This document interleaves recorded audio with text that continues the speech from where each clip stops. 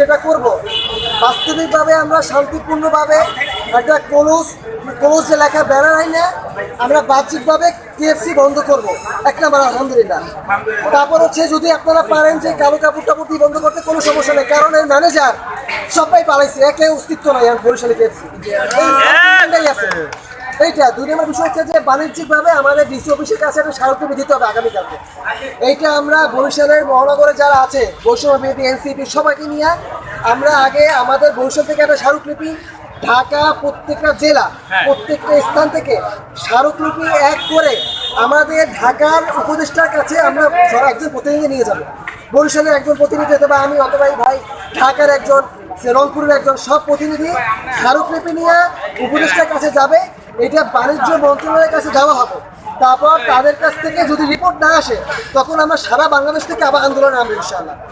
আমাদের মেইন কাজ হচ্ছে এইখানে আমরা বলতেছি যে ভিতরে কোনো ধরনের ভাঙচুর না হোক, কারণ আমরা জানি যে এখানে অনেক মানুষ, ঠিক আছে, এর ভিতরে অধিকাংশ আমি জানি যে আমার মুসলিম ভাই ব্রাদার্স, ঠিক আছে, এখানে সবাই আমরা চাই যে মুসলিম উম্মার পক্ষ থেকে আসছে, কিন্তু এর ভিতরে আমি বলি সর্ষের ভিতরে ভূত আছে।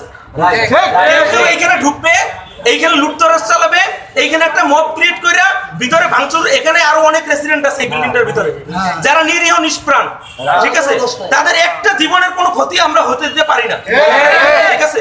আমরা এইখানে প্রশাসনের কাছে সর্বোচ্চ স্তরে দাবি জানাইছি, যদি প্রশাসন তাদের এই প্রতিশ্রুতি ভঙ্গ করে তাহলে সেটা চরম মূল্য পোষণ করবে, ঠিক আছে।